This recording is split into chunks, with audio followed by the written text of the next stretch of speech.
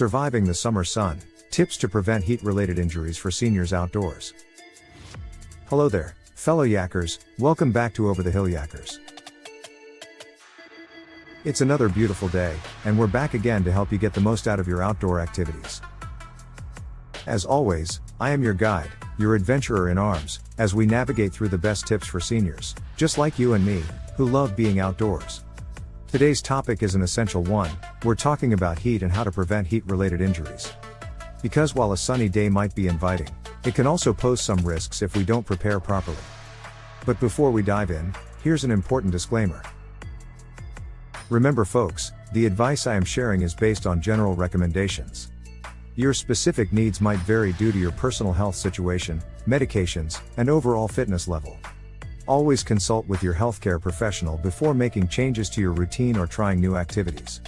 Now, let's get back to it. Preparing for the heat begins at home.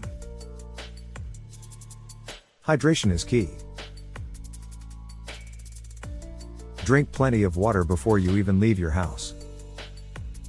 And don't forget to pack enough water for your trip. And we mean water, not soda or alcohol, which can dehydrate you. Next, think about your clothing. Light-colored, lightweight, and loose-fitting clothes are best.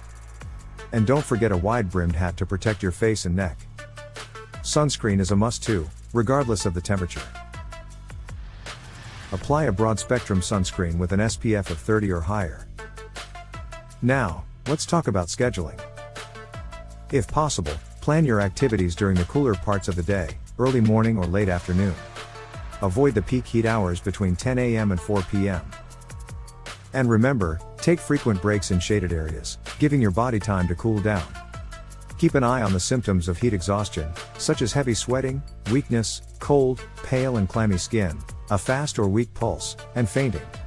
If you or anyone in your group starts experiencing these symptoms, it's time to take a break, hydrate, and seek medical help if symptoms don't improve.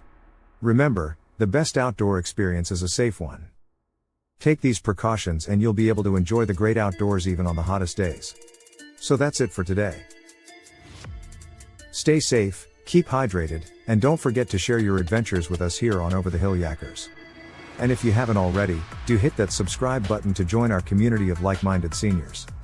Until next time, happy yakking.